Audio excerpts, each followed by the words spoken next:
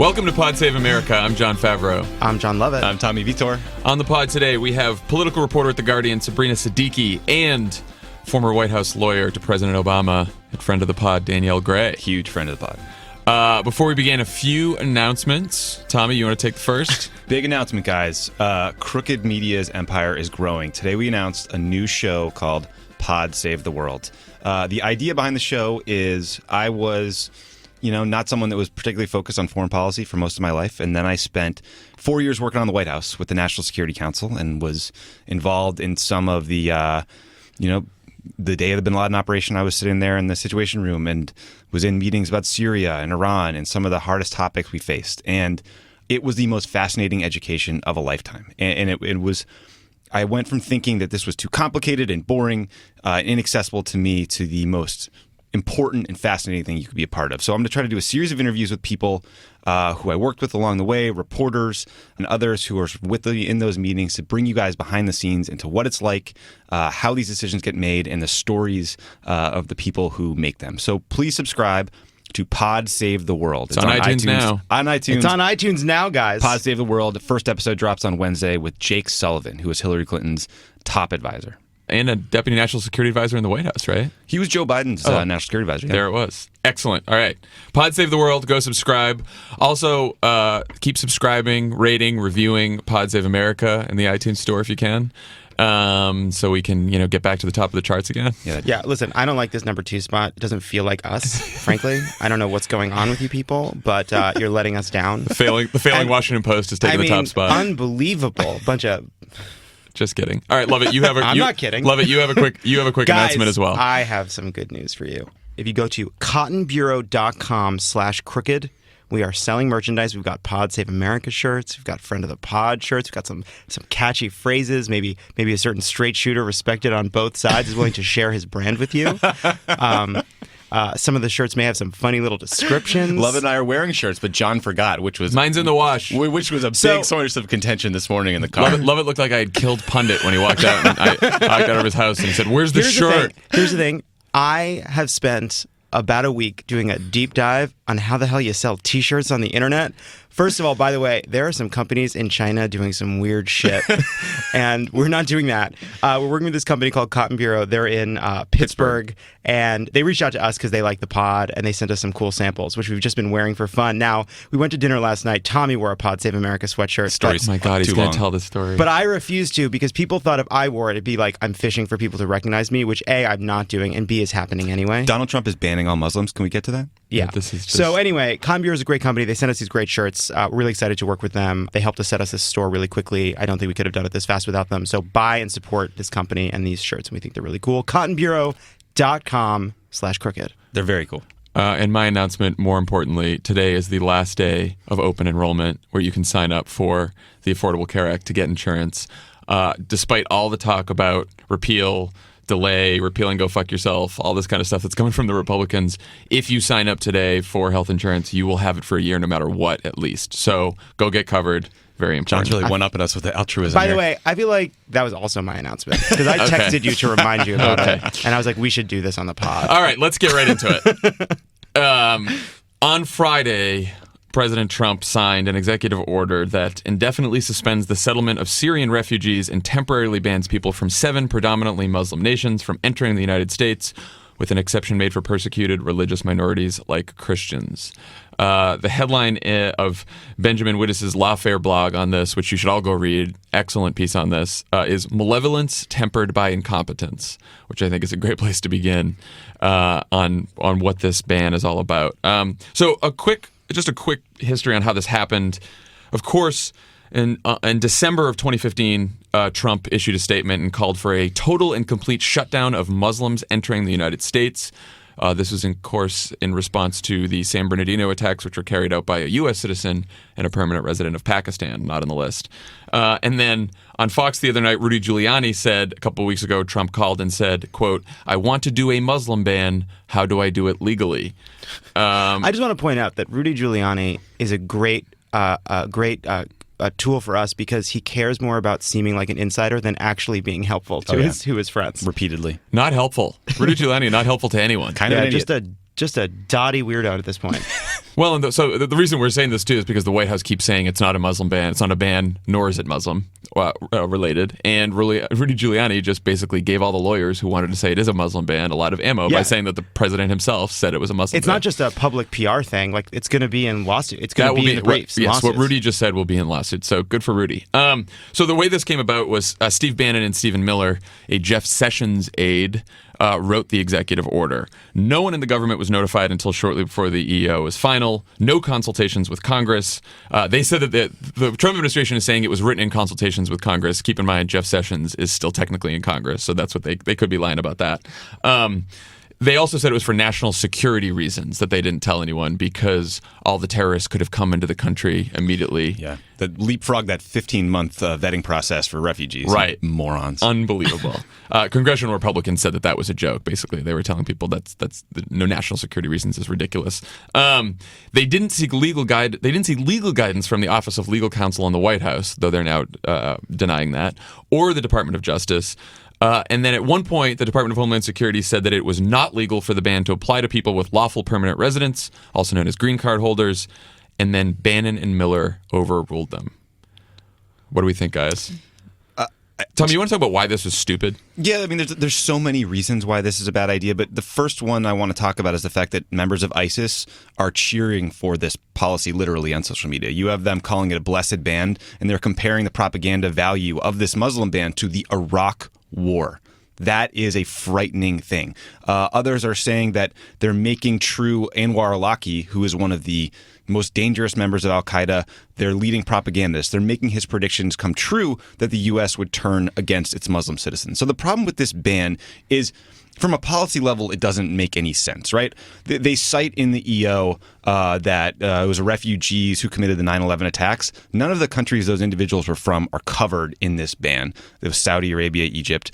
More broadly, one of the biggest problems we have in the United States, the thing that literally keeps national security officials up at night, are homegrown extremists. People who are living here, who become disaffected, who stay up at night looking We're citizens, right? We're citizens who look at, ISIS propaganda online, and they become radicalized because they feel like there is a war between the East and the West, and they are soldiers in that war. And those people are going to be further radicalized and driven away from the communities we need them to assimilate into by this order. It is a horrible idea. I have a million more reasons, but I want to kick it to you guys. One fact that I saw that I thought was pretty compelling is that vastly more people are accidentally killed by toddlers with guns than by refugees and terrorist attacks. This is an order looking for a problem. Tommy, can you also talk about, because I think some people would say, obviously, people coming from countries that are terrorist hotspots should be vetted, and Trump has told people that basically we're just letting people into the country with very little vetting and that we need better vetting. So what are the current procedures in place? Because I don't know if people understand how stringent they are right now. I mean, the reason this has always been a policy chasing a headline, right? Because the refugee vetting process is actually very long and very onerous. And, if you were a terrorist who just wanted to get to the U.S. to commit an act and kill yourself in the process, there's a lot faster ways to get here. But, for example, a Syrian refugee named Mustafa Hassoun wrote a piece for Politico about the vetting process. He was a part of it. He said he was interviewed 5 times over 15 months in person, over the phone, by the UN, by the U.S. They asked about his family, his politics, his hobbies, his childhood, his opinions, his love life. No less than 4 government agencies had the opportunity to screen me. By the time I received an offer to live in the U.S., the U.S. officials in charge of my case knew me better than my family and friends do, right? Like, the vetting is extreme. It takes a long time. I would personally argue that we're not letting enough refugees into this country, given that we have a role or we're part of why the Syria situation is so bad. Or some of the other countries affected, like Iraq, a country we invaded. We're keeping out interpreters who helped our army at the time. Yemen, another place we bombed the shit out of over the course of the last decade.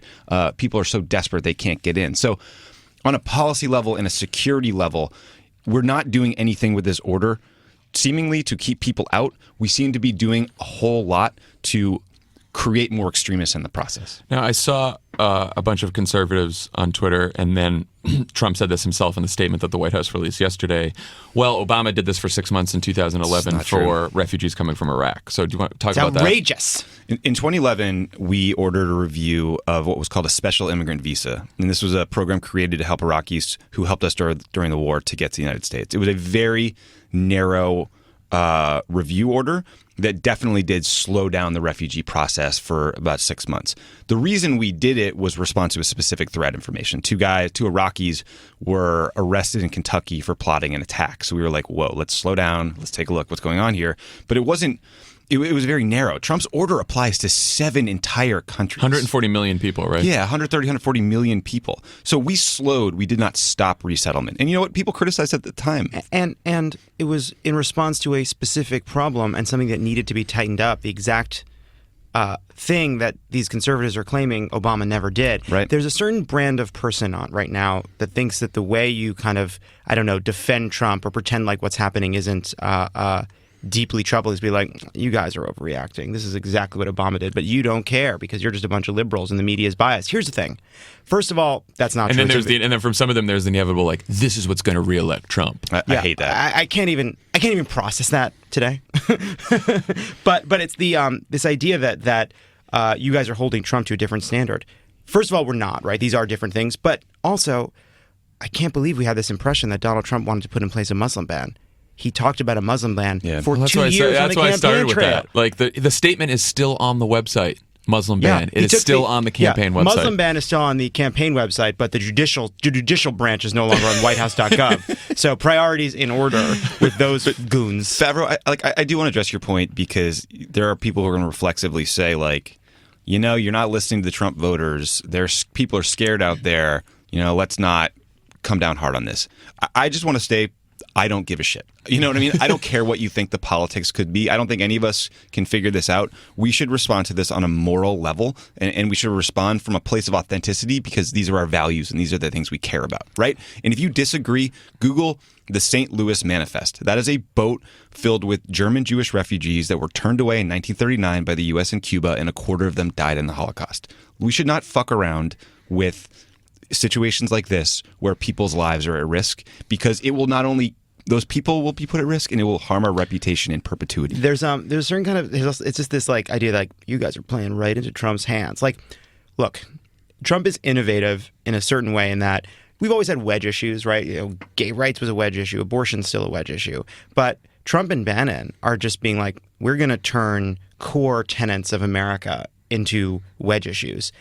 Well, you know what? We just have to jump into that trap. Like, there's just nothing else to do. Well, this is maybe, I mean, I will say we were all in the White House, especially you, Tommy, saw these decisions being made every day in national security. But it's like there are very tough decisions around national security where you have to decide how to balance liberty with security.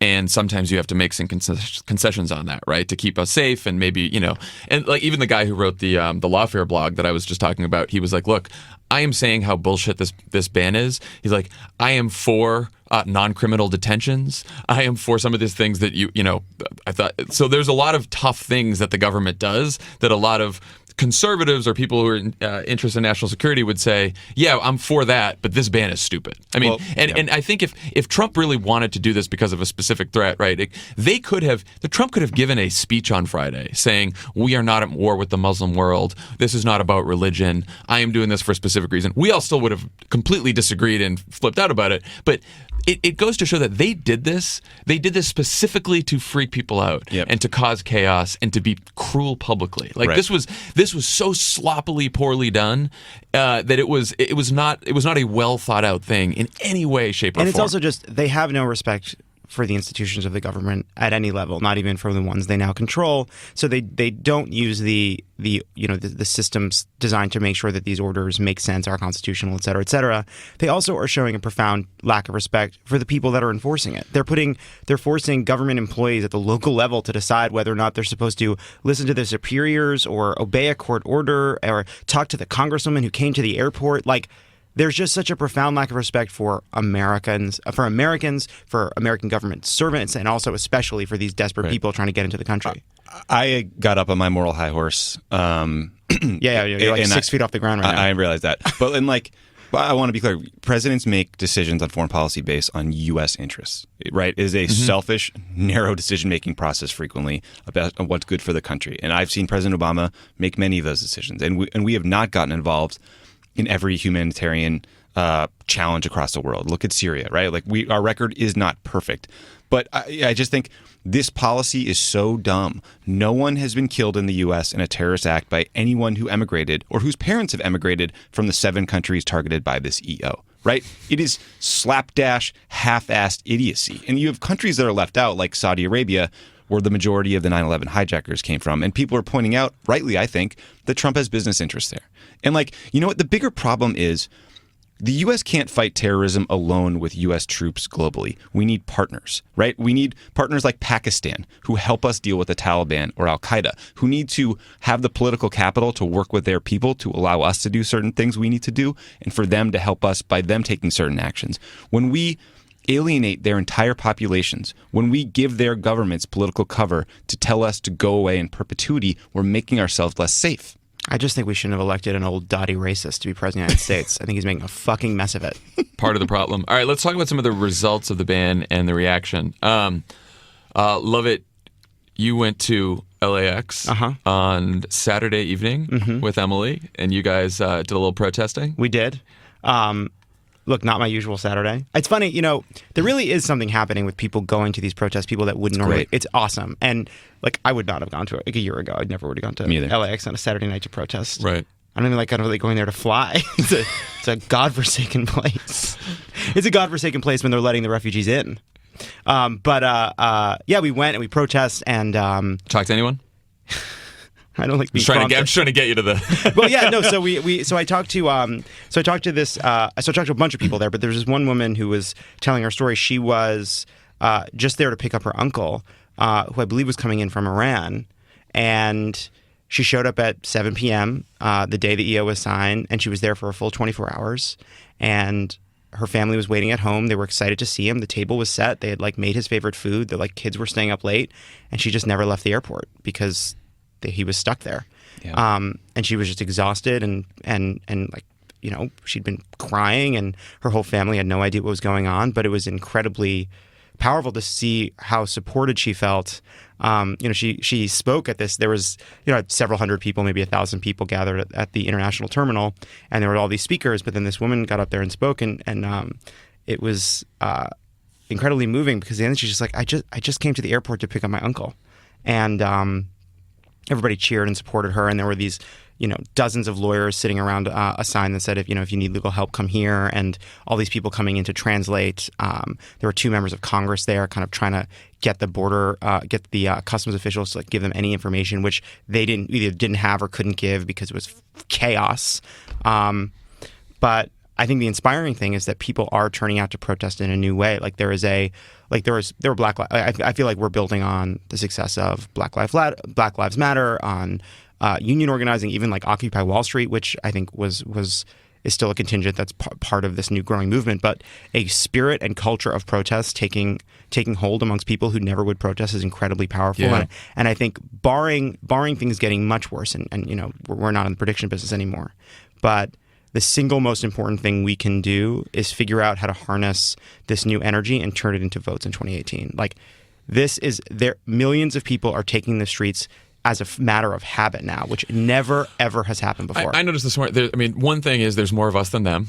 And the second thing is the greatest danger to Donald Trump's presidency is a unified opposition, and he knows that. And part of what he's doing this morning in some of his responses, he's just trying to pick off people left and right. He dismisses John McCain and Lindsey Graham speaking out against this as, well, they were former presidential candidates. He tries to single out Chuck Schumer's fake tears, to try to get him. So he tries to attack the Washington Post and the New York Times. He's trying to pick people off left and right. And they're saying, oh, it was just a few people that are protesting. It's just a few people who are upset. And they try to minimize all this stuff because what he can't acknowledge is that there is a unified opposition against this that is, thousands of people at airports across the country, not just in liberal coastal cities, but in the center of the country, right? And by the way, thanks to all the friends of the pod sending us pictures and also who came up to us at these various events and things telling us that, it means a lot, but also just sending us the pictures is cool, and we're sharing them. And Democratic politicians that have gone and spoken out, and the tech community has a lot of people have spoken out as they were pushed. They were pushed along. And a few Republican politicians have managed to get these kinds of words out. I don't really think this is necessarily the best idea. But that goes to show, too, how protest and opposition works. Right. They were completely silent, Republican politicians, at the beginning of this. fucking chief coward Paul Ryan was out there. Yeah. Anybody was by the saying way, like, absolutely, we're for the ban. And now Paul Ryan is behind more conservative, traditionally conservative members in the what? Republican This Party is- because he went out there early. And I think now this is- McConnell is now more against it than Ryan is. I happened to see Marco Rubio's face on the back of a milk carton at the Bristol Farms. Did it say Marcus Rubinstein? It said Marco Rubio, last seen endorsing Trump, holding a newspaper. And also may be out of sorts and confused because he almost showed backbone but didn't in the Rex Tillerson vote. Also travels under Marcus Rubinstein. Will run from reporters. The reason I feel so strongly about not licking your finger and putting it in the wind on the politics of these sorts of issues early is because I think when people see this unified opposition, it moves them quickly. It can not only move lawmaker opinion, but it can move public opinion quickly. So we should stand up. Like people want to get on board with something when it's principled, right? And I think, part of it is like these stories you're hearing out of the airport. Like one of the best ways we build ties with countries is student exchanges or cultural exchanges.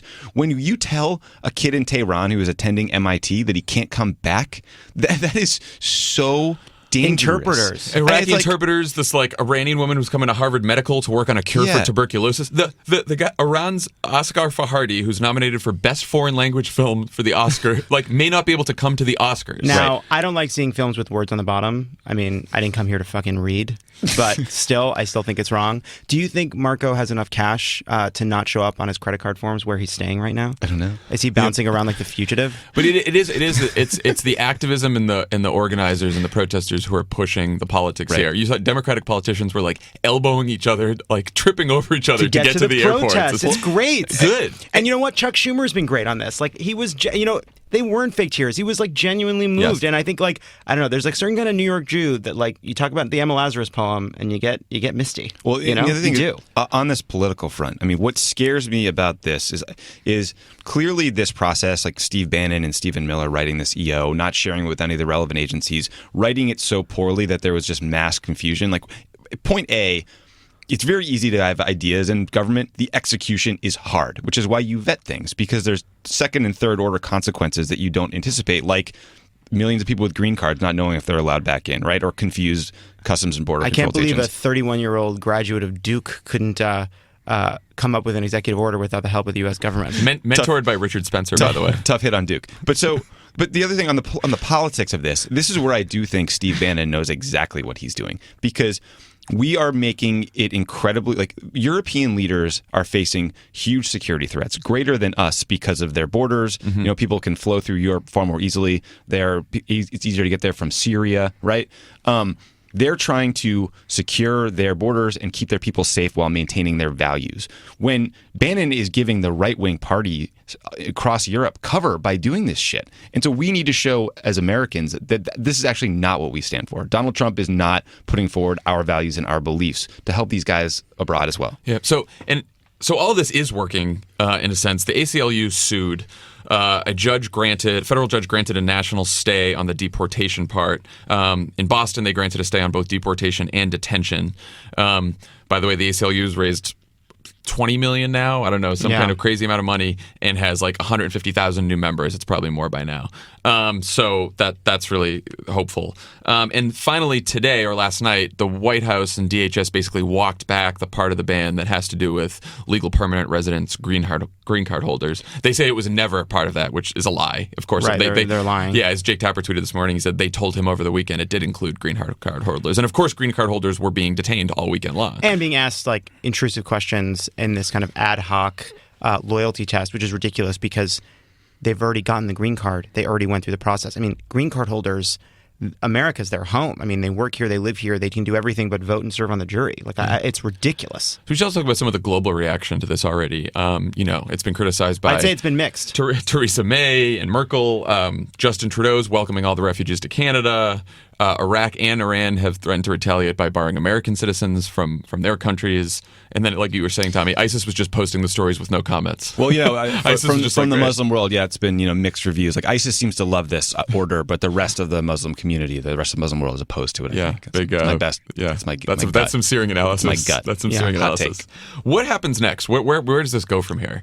Do we think? Because I know that some Republicans are saying in Congress, leading Republicans, that Trump has to revise the EO.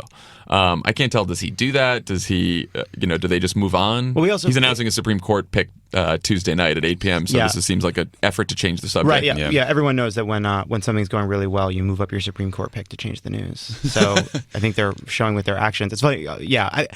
They can fix this with a law at any time. Congress can supersede an executive order anytime they want, but they don't want to. They just want to get out of this. My fear is that they just continue to add countries to the list. Right? I mean, it doesn't make sense that Pakistan isn't on there given the stated rationale from all these other places. So there's ways for them to expand this and continue to demagogue it. Now you have Eric Trump calling up his his like people in Pakistan. I mean, it'd be a shame if we couldn't get a hotel opened up. Yeah, I'm not even joking. The challenge they have, right, is like George Bush. His credibility never recovered from Hurricane Katrina because they looked unbelievably incompetent. And I think that if there's a takeaway from the events of the last few days, it is these people are utterly incompetent and they are in charge of our country and they're fucking it up in week one. I was saying that the other night. I was like, what would Donald Trump say about this if he was a citizen on Twitter? Yeah. And the angle he would probably take is, what a mess, chaos, look at the airports, complete incompetence, right? Yeah. It's not only that it was malevolent and cruel and against our values, like you were saying, Tommy, but it was so stupidly executed. Here's the thing, though. Terrible execution. The thing that we have to also keep in mind, though, is capriciousness, incompetence, and authoritarianism are very, very old friends. Like, these things go together. Like, the having unexpected announcements that green cards don't apply, that strikes fear in the hearts of people. Having incompetence gives you the ability to say, like, oh, we need more power. I mean, one of the things that happened after Katrina is the Bush administration claimed that part of the reason it happened is we didn't have enough authority, right? So we also just need to be aware, like, these are old problems, right? The problem of an incompetent, bumbling, authoritarian impulse. It's very dangerous. That's all I got to say about it. And I also think that we should all be prepared that if God forbid, a terrorist attack does happen, the question and the debate will not be as easy as it was this time, because this was in a response to basically nothing. And when there is some attack, and God help us if it's a refugee or someone from one of these countries, it's going to be worse next time. They're just going to use it. They're going to use it. That's why they won't. They'll just revise the EO, but leave themselves the ability to add countries. I mean, there's all this vague and poorly written language inside this sort of Stephen Miller special, this Jeff Sessions special, really, to give them the chance in the future to, basically shut the borders. And which is a reminder, and I think Dan appropriately hammered this on Thursday. Not one Democrat should vote for Jeff Sessions. I do not care if he's your colleague. I don't care if you see him in the House gym. He is a menace to our entire country and everything we stand for, and he should not be voted for. It was his aide, Stephen Miller, who was, mind meld with Sessions, that wrote this executive order. Sessions is a dangerous person. I don't care that he was nice to a lot of senators. I'm sure he was nice personally to a lot of people. That's wonderful.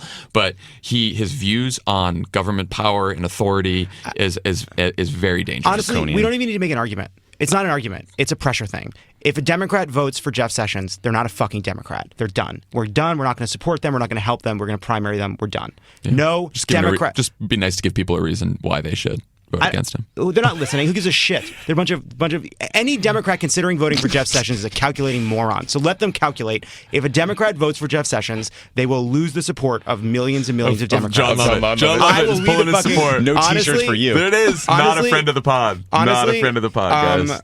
Where I go, people follow, frankly. So God, test me. Insufferable. Test me. You've done this, listeners. You've done it. Stop tweeting with your tweets. Okay, when we come back, we will have Sabrina Siddiqui of The Guardian. This is Pod Save America. Stick around. There's more great show coming your way. Pod Save America is brought to you by Books. Be a hero this Valentine's Day and save 20% off when you order Books. These are great, freshly cut flowers. They cut them the same day as you order them. So you order them, they cut fresh flowers, and then they send them to whoever you want. This is a great, easy way to send Valentine's Day flowers to your significant other, so your mom, whoever else. If you're like a white nationalist and you embarrassed the hell out of your president by rolling out an EO that was terrible and universally condemned, you could send them some Books. Perhaps Steve Bannon and Stephen Miller want to send the president some Books. That's a great idea. So again, free delivery on weekdays when you register at Books.com. They are farm fresh. Again, that's BOUQS.com.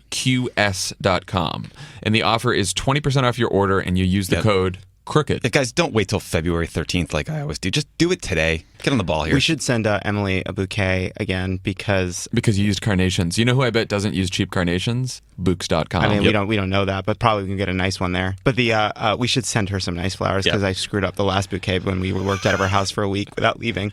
Well, now we have to because when she listens to this podcast and there's no flowers on the table, it's going to be a problem. Books.com. Books.com. With us on the pod this morning, we have from The Guardian, Sabrina Siddiqui. Friend of the pod. Friend of the pod. Joined us before on the Keeping It 1600 days. Welcome back, Sabrina. Hi, thanks for having me on. Thanks for joining us. So I saw from your Twitter feed that you were at some of these protests in D.C. yesterday and Saturday, or both. What did you see there? What was the mood? Well, I think that it's becoming the new normal in D.C. on the weekend to just see people scattered about with poster boards heading toward the White House or toward the U.S. Capitol. I think one of the signs that really summed it up was "Protest is the new brunch." Nice. It's sort of So where DC. we find ourselves. Low bar, DC. Because any given day, we don't know what to expect. And yesterday, Sunday, there were hundreds of protesters who began at the White House to protest this refugee and partial Muslim ban that obviously Donald Trump signed Friday, and many of them also marched over to the U.S. Capitol, where there were a lot of emotional themes, from people chanting "This is what America looks like" to singing, the national anthem, and just trying to present a portrait of a diverse America. I think the key question, though, is because you're starting to see people galvanize, and we certainly saw the biggest show of that in the Women's March the day after inauguration, is does it actually become a movement that translates to something more at the ballot box? That's the big question, is where does the organizing go from here? Was the person with the brunch sign, were they gay and handsome? That just felt like it has a gay vibe. I'm just trying to check out who's out there. What are people doing? I think I didn't get that up close and personal of a look. There were also a lot of dogs with some pretty good signage. One of them had a sweater that said "Trump doesn't even have a dog." I think at this point, people. I love that sign. Actually, a lot of signs directed at Paul Ryan. That was an interesting theme in terms of extending the accountability to Republicans in Congress who are supporting the refugee ban or silent. Paul Ryan certainly was the first high-profile Republican and one of the only ones to immediately throw his support behind this executive order on Friday. Sabrina, this is Tommy. I was wondering what you're seeing or reporting about the global reaction to this, especially from majority Muslim countries or from Muslim communities across the United States. Are people feeling like we would expect them to feel? Is the reaction been caustic and fast, or what's going on out there? It's absolutely been both swift and caustic with respect to how this is being perceived, not just by Muslim-majority countries, but as you said, Muslim communities who live around the world, even in Europe. Certainly, I myself just heard immediately or was inundated by text messages from family members of mine who live in London, asking, what this means for them and just what's happening in America right now. Because the perception globally is very much that this is a Muslim ban. Whether the debate over semantics that's taking place here, notwithstanding, I think because this is someone who campaigned openly on a Muslim ban, and even if this is certainly not suspending all Muslim immigration to the United States, the language was so clear that religious minorities would be given preference, and that in order to be prioritized, you would have to be a religious minority. And obviously, we're talking about 7 Muslim-majority countries, so that's walking as close as you can to the line of not having to say the word Muslim. You could probably try and survive some kind of legal challenge. So I think, you're also seeing backlash toward political leaders. Theresa May, since I report for The Guardian, one of the big themes is her own conservative MPs are criticizing her because she was here, of course, just the day before or the day of when Donald Trump signed this executive order and hasn't condemned him. So I think that literally held his hand. The thing is that this very much feeds into the notion that this is going to be a president who is going to overtly target people based on their faith and also based on their nationality. I'm sure some people have seen Iran talking about potentially retaliating, and all that's probably left now is other countries then responding in kind, which is very much a possibility if their citizens are not allowed to come here. Yeah, I saw that note about religious minorities, specifically Christians, getting preference. But do you have any sense if they would also include like Shiites or Alawites as persecuted minorities? Because it seems like there are a lot of people who are Muslim who are being targeted because they are religious minorities. But I don't know if there's any sense out of the Trump administration that those people might also get some sort of special treatment. No, there's no sense of that. In fact, the only group that Donald Trump himself has singled out is Christians, and I think that he not only made those comments himself in an interview on the same day that the executive order was unveiled to the Christian Broadcasting Network, but that's something he repeatedly said on the campaign trail, and it was striking because there are some reports that, for example, Yazidis would not be given prioritization, even though the U.S. government has openly said that Yazidis are victims of a genocide. So clearly, I mean, as we know, they're very much doing this on the fly, and it's tough to say. But I don't think that Donald Trump is getting into the weeds on who are minorities within Islam. I mean, he has no idea, right? I mean, he has no fucking idea. Exactly. He doesn't have that understanding or that nuance. And I think that Rudy Giuliani's comments were very telling when he was explaining this over the weekend on Fox News, saying that Donald Trump had asked him and others how to do a Muslim ban legally. So it's very clear.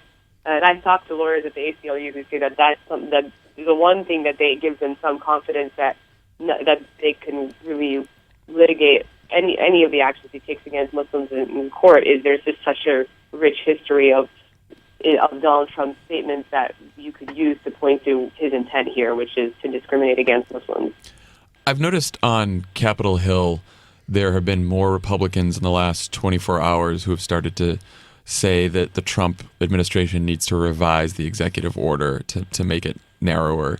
Do you get a sense that this is sort of a movement among Republicans that's going to build? Do you think it's going to pressure Trump to do anything? What's your sense of how the politics of this are playing out, at least among the Republicans?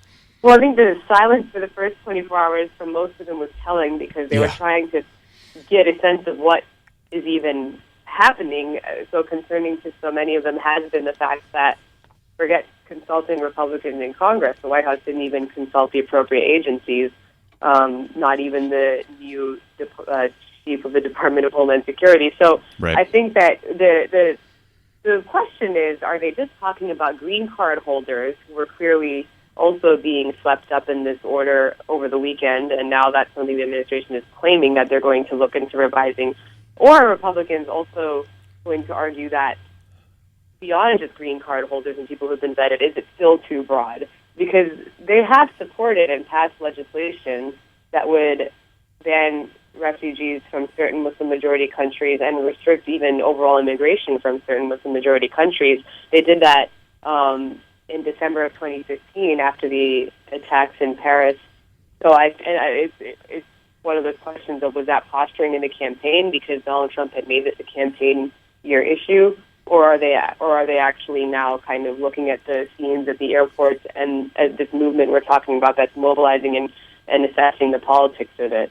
And that question I don't think has been answered. They're going to be back today, and people like myself I think will be asking them a lot of questions as to how they could also possibly argue that this is not a case of openly discriminating on the basis of religion and national origin, and not just, some question of national security. Listen, something's happened that I think may change the contours of this whole thing. Marco Rubio has emerged from hiding. Oh, God. He is uneasy and he has concerns. Oh, you coward. Yeah, you ate too much dinner last night. You covered the Rubio campaign, right, Sabrina? Yes, I did. I took I'm like the resident Rubio beat reporter, I think, because somehow people still look at him as the source of what will Marco do. At this point, I actually think it's very, very clear that he's pretty much made it clear he doesn't intend to really fight the administration. But yes, that's a recurring theme that I often get called upon to answer to. And listen, also just I don't want to give him short shrift. He also has some unanswered questions. Unbelievable. Never disappoints, Marco Rubio. Sabrina, I just want to close by asking you, how are you feeling?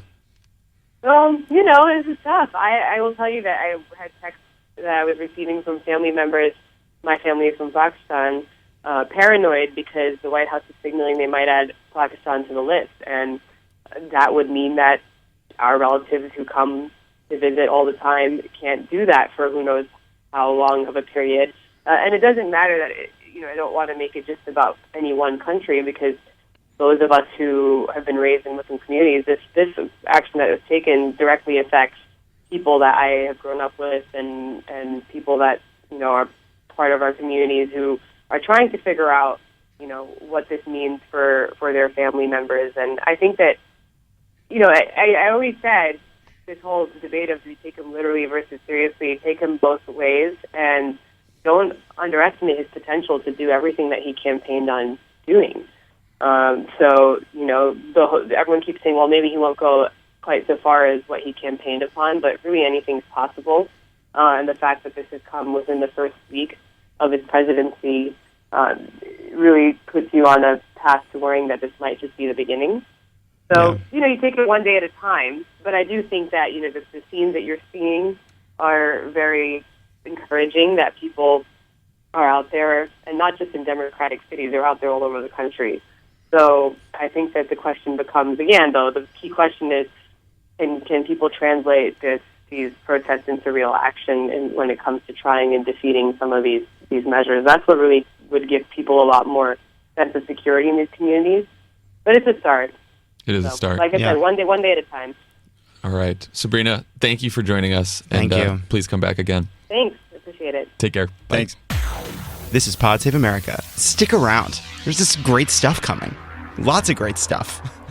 We are always sponsored by SeatGeek. Yeah. The first place Pod Save America goes to look for tickets to a game or a concert. We know that buying tickets online for sports and concerts has been a confusing process for a long time. It's always hard to find the best deal for that game or show you want to go to, and none of those older ticket sites want to change that. Let's say you're a senator from Florida and you're trying to avoid the press because you're a coward named Marco Rubio, and you just want to find a way to get out of. I didn't have a joke. I was trying to. He's a big Dolphins fan, so Yeah. maybe Marco Rubio is trying to buy a ticket to the Dolphins game just to blend in. He doesn't want to use his usual season tickets because he wants to blend in, because he doesn't want anyone to ask him why he's such a coward about the Muslim should ban. So he puts on a fake mustache and he puts on a hat and he uses SeatGeek and then he gets a great seat. He gets some seats. So we have the SeatGeek app on our phones, and we use it all the time. So go to SeatGeek today to get your $20 rebate on tickets. Download the SeatGeek app, go to the settings tab, and click Add a promo code.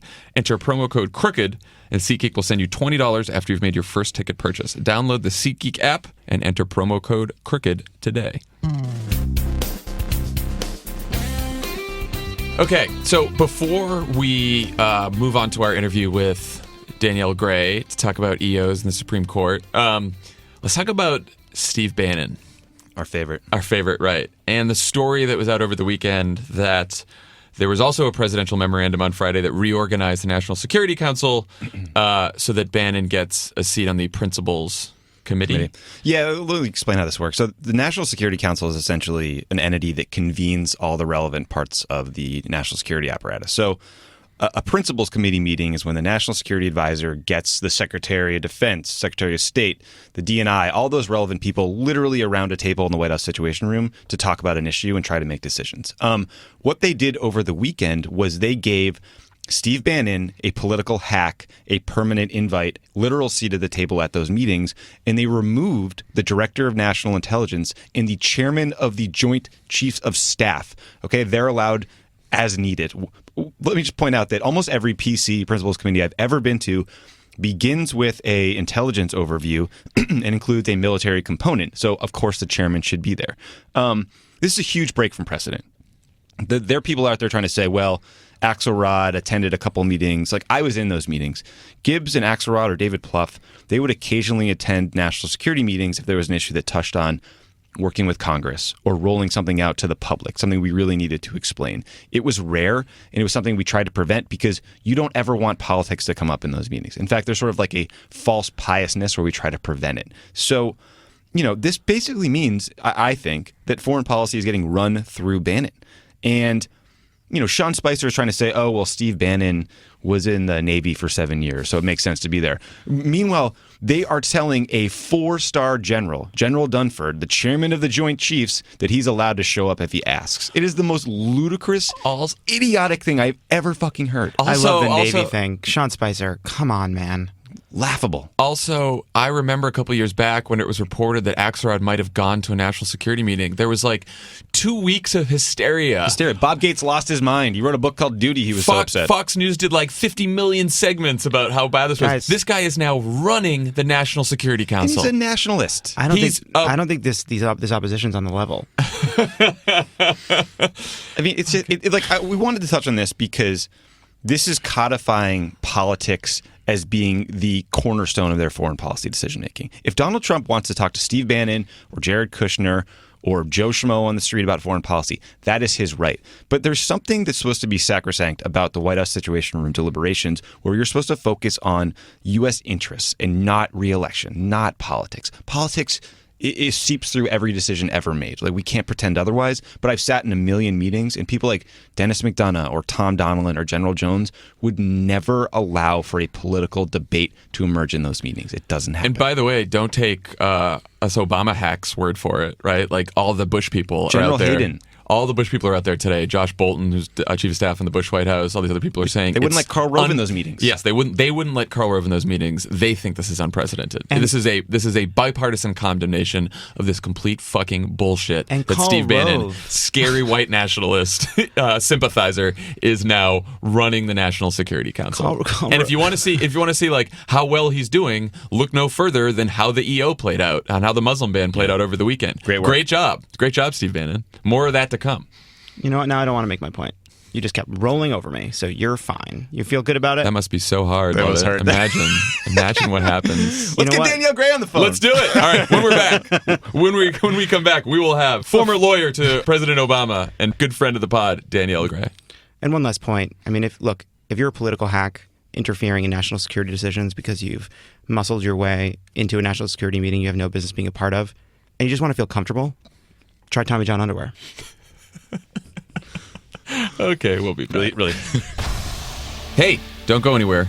This is Pod Save America, and there's more on the way. Yeah, so Steve Bannon wants to be comfortable. He should wear Tommy John underwear. Here's the deal with Tommy John underwear, the only underwear named after your Pod Save America hosts. Over the years, we upgrade so many things, cars, phones, TVs, but when was the last time you upgraded your underwear? Not often enough. By the way, guys, I've been wearing Tommy John underwear for a long time. Amazing. Before the show, before I even knew, I saw the name and it gave me ideas. Here's the deal. Tommy and John, it gave me ideas. Okay. Each pair is crafted from ultra lightweight fabric Dear for maximum breathability.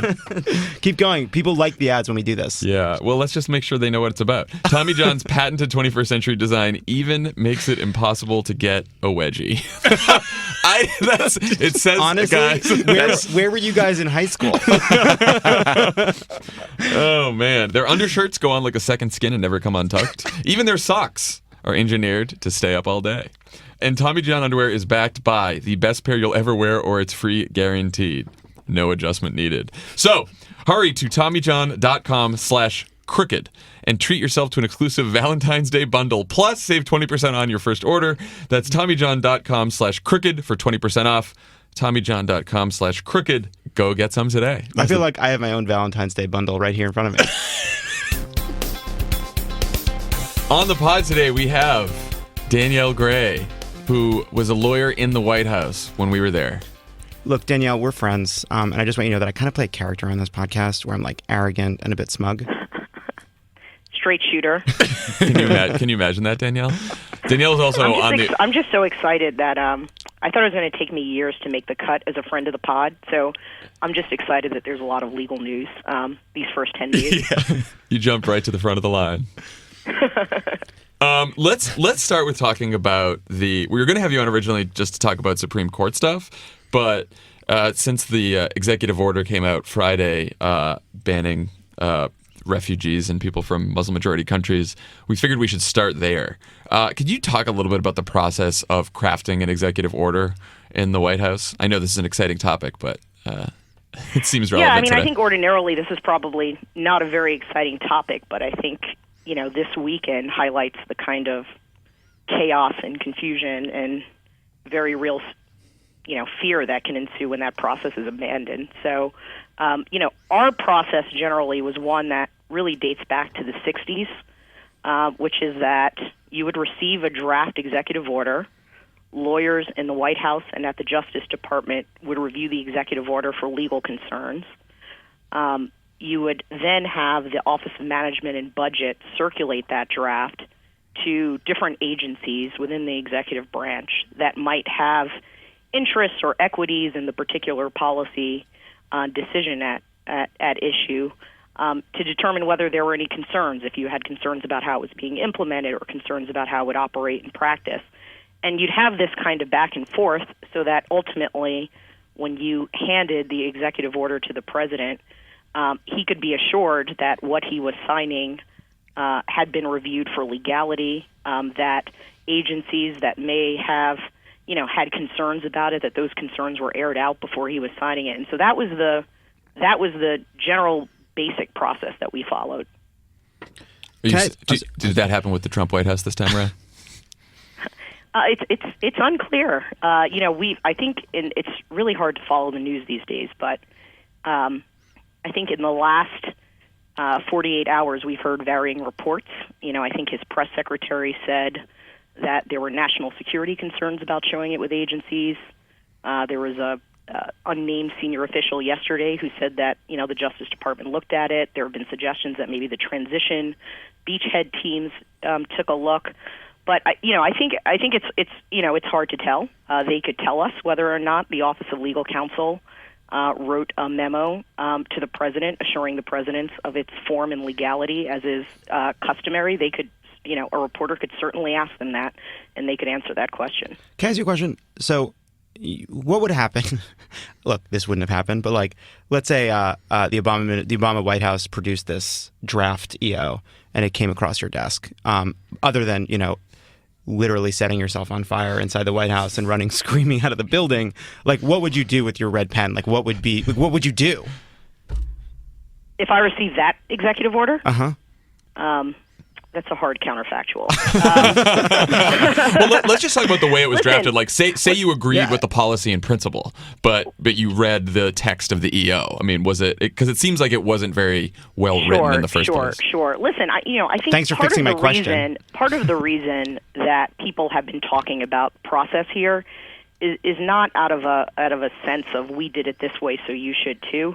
But part of the reason is if you're a lawyer in the administration, and you want the president's policy agenda to succeed. What you don't want to happen is the day after the president signs an executive order, 5 district courts all around the country issue temporary relief enjoining large parts of it. That as a former lawyer in the White House, that I would have viewed that as I failed to do my job. Part of my job was to make sure that anything that went out could withstand legal scrutiny. And to convey the importance of those legal considerations to the policy people who sometimes might disagree, who sometimes might be looking to advance their particular programmatic agenda, but that making sure that the policies and actions of the executive branch were not susceptible either to this kind of legal challenge or to some of the confusion where you had administration officials having to clarify provisions of the executive order, on Sunday morning talk shows. That to me, I would have viewed that as we let the president down. Yeah, maybe tell the Department of Homeland Security how to enforce this thing before you announce it. Danielle, you were a White House lawyer. You were a lawyer in the Justice Department. You were the cabinet secretary. You're now a partner at O'Melveny and Myers. You are the most qualified person we've ever had on the show. I'm not actually sure how we got you here, but one of the things you did because we asked. You were involved in the vetting of Supreme Court justices, including Justice Kagan, Sotomayor. I'm just wondering, what should that process look like the last few weeks, right? What do you think has been happening, and how did you guys vet those individuals before an announcement, since apparently we're going to get one on Tuesday? Sure. So, I think that in the ideal pre-announcement phase, what you're really trying to do in the White House is to make sure the president has the best kind of information he needs to make a decision. And you're also attempting to make sure that whenever that decision is announced to the world, you are well prepared to defend your nominee. Your nominee, the confirmation process is very predictably contentious. You can identify where you think points of opposition will come from. And so part of your job as a White House lawyer in the selection process is really thinking about, how do I get command of this candidate's record so that I know this person's record inside and out, probably better than that person. So, for instance, all of the nominees that have been rumored to be on the sort of shorter list of people that President Trump is considering are all federal judges. They all have opinions that they've written over the last decade or more. Many, several of them were government lawyers. So in the case of someone like Judge Pryor, he has a record of briefs that he filed when he was the Attorney General of Alabama. And so it's important to really have a good command over those things, not only so you can inform the president about his decision as to who to select, but also, when that person's record is attacked, if that person's record is mischaracterized, you're very well prepared to defend it. Now, at what point in the process do you go on Morning Joe between 6 a.m. and 7 a.m. to try to influence the president's pick because he's watching? I don't think I talked to a single reporter prior to the selection of the president's nominee, and I think that's we very much view this as President Obama's decision. President Obama was someone who had probably thought more about constitutional law, the role of judges in a democracy, and was probably as well prepared to make that decision as any president in history, and he's certainly more so than anyone in his White House, and so we would not have dared. Could you talk a little bit about the folks who have made the shortlist and who we should be most scared of, who's somewhere in the mainstream of conservative thinking, right? Just give us a little background on each of the top three that have made it to the shortlist, which is Pryor, Hardiman, and Gorsh. I don't know how to say that name. Judge Gorsuch. There you go. News guys. There you go. Yeah. Well, I didn't. It's always dangerous. I think one thing I learned after the last election is to not make predictions, and so I'm not going to do that. Us too. But there are other names that have been bandied about, including several women. But I think no one really thinks that those are going to be the names that he picks. And so, of the top three, I think a few things. One, as I mentioned, they're all federal judges. Mm-hmm. So all of them are.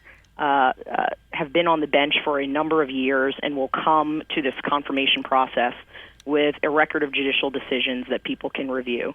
So Judge Gorsuch is a judge in Colorado. He is on the 10th Circuit.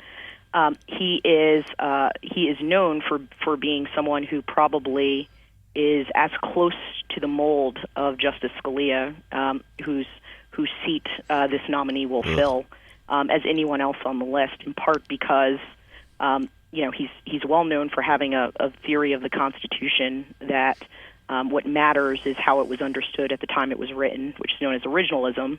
And that theory has obviously lots of implications for how you think about whether a decision like Brown versus Board of Education or Roe v. Wade, and whether that decision was correct. He's also was a judge in the Hobby Lobby case, which is the case about the contraception exception, and he thought that the corporation at issue there, Hobby Lobby, had religious rights that should be respected in that. So predictably, solidly conservative a judge. Judge Hardiman is interesting, I think, for two reasons. Very similar sort of judicial record as some of the other names on the list, but he sits on the same court as the president's sister, who's a Third Circuit judge, Judge Marion Barry, and at least according to press reports, she's been strongly supportive of his candidacy. The other thing that's interesting about Judge Hardiman is that he has sort of an interesting biography and a background, and that is often something that presidents find very important in thinking about these decisions. And so he was a taxi driver He didn't go to Harvard or Yale or some, one of those schools that all of the current justices went to. He went to Notre Dame.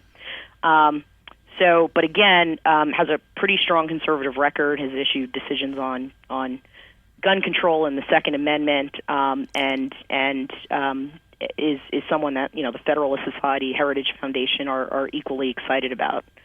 And the last person that's been bantied about is Judge Pryor, who is a judge in Alabama, 11th Circuit judge. He was the twice elected Attorney General of Alabama. And his nomination to the 11th Circuit was quite controversial. President Bush recess appointed him and then followed that up with a very contentious confirmation hearing a second time around. And the part of why it was so controversial is that Judge Pryor is on record as saying that Roe v. Wade is the worst abomination of constitutional law in our history. And Subtle. At his hearing, he refused to walk back from that. He stood by that declaration. And so if he is the nominee, I would imagine there would be a host of opposition around his views on women's reproductive issues and his views on things like gay marriage. So if that's the pick, that's the we want chaos, we want protests, we want as much noise as possible, right? Well, what I would say about this is that sometimes it's easy in these situations to think that the person who has written it down and said it out loud is the person who is the most conservative, as opposed to someone who perhaps has been a little bit more careful and cautious in their public statements. So I think it's actually would be difficult to actually make the argument that Judge Pryor, for instance, is so much more conservative than Judge Gorsuch. I think part of what I think it will be important for people to do is to read everyone's records. I mean, all of these candidates are frequent speakers at Federalist Society events. You can go on YouTube and find out things they've said. Judge Gorsuch has written a book, and so I think it's easy to think that only one of these is so much worse than the others, and so if any of the others are picked, you can kind of relax. And I think that part of what will be important for Democrats in the Senate to do in particular is to apply real scrutiny to their records. One last question before we let you go. You clerked for Merrick Garland, who President Obama had nominated for the Supreme Court and never got a hearing because the Republicans blocked him the entire time. Yeah, I'm still mad about that. I was going to say. Yes. So basically, my question is, how you feel about that? Yeah, how pissed are you? This is a space for your rant on that. No, I mean, do you think Democrats should? Do you think Democrats should sort of respond in turn with this Trump pick? I guess McConnell could probably nuke the filibuster and get a judge through anyway. But what do you think about all this?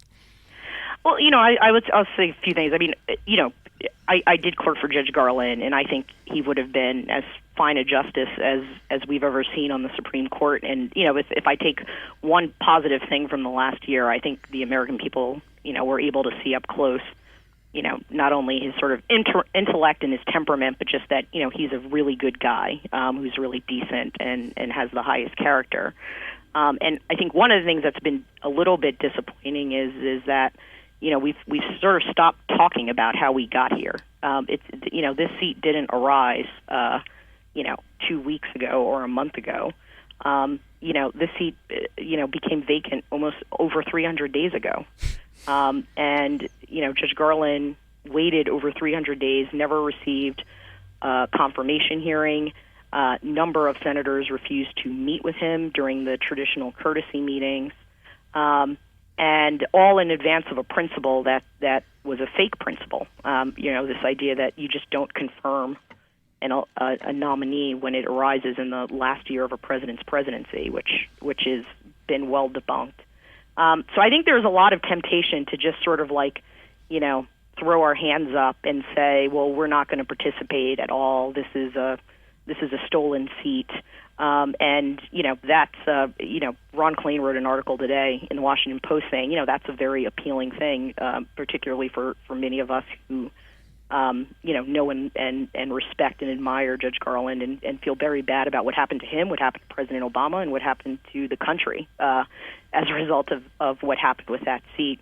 But I think, personally, that it's on Democrats to really demonstrate exactly what should have happened with Judge Garland's nomination, with whoever is nominated for this seat. And it's to participate in the hearings, to make sure that nominee's record goes through, to borrow a term, extreme vetting, to